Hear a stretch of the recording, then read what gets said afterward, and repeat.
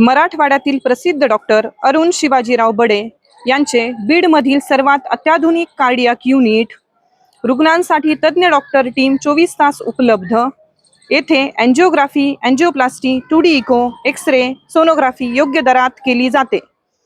संपर्क आपल्याच बीड शहरात Shivajirao heart care and imaging centre, Yashwantrao नाट्यगृहाजवळ, बीड।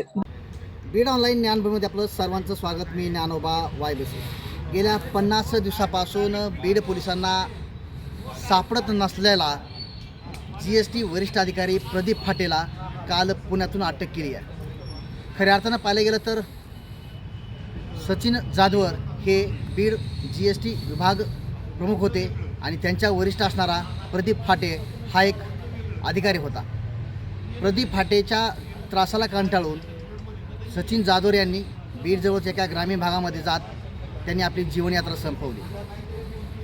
सुसाईड नोटमध्ये स्पष्ट लिहिलं गेलं की वरिष्ठांचा जाच, प्रदीप फाटेंचं नाव आणि सुसाईड नोट यामध्ये पोलिसांना सापडून आल्यानंतर तेव्हापासून हा प्रदीप फाटे फरार होता।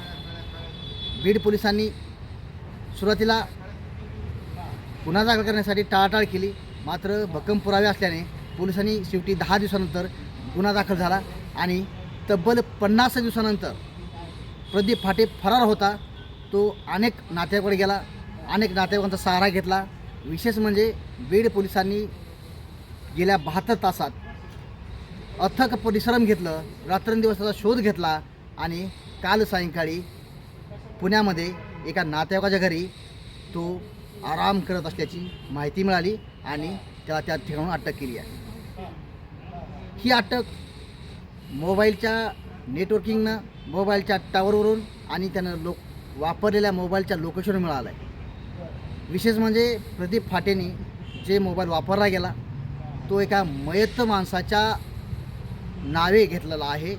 तो मयत माणूस त्याचा नातेवाईक आहे आणि तो नंबर मयत नातेवाईकाच्या नावे घेऊन तो वापरत होता आणि त्या वापरल्यामुळं बीड पोलिसांना सुगावा लागला आणि प्रदीप फाटे अलगद जाळ्यात मिळाला आहे।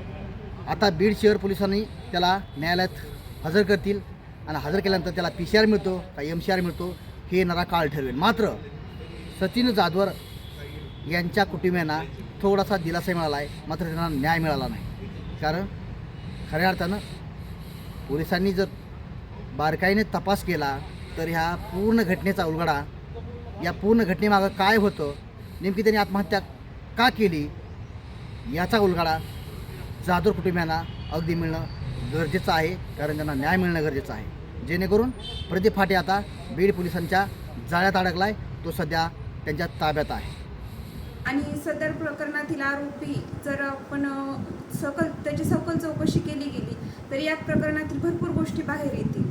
त्यासाठी माझी एवढीच विनंती आहे न्यायदेवतेला की हा आरोपी जास्तीत जास्त दिवस पोलीस कस्टडीत राहावा आणि या प्रकरणाचा सर्व काही गोष्टी या प्रकरणात संशयास्पद आहेत त्या गोष्टीचा सखोल उलगडा व्हावी एवढीच विनंती।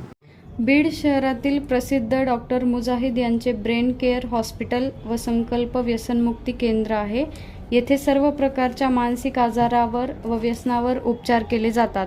संपर्क खाजा कॉम्प्लेक्सच्या मागे, एकता नगर, जालना रोड, बीड।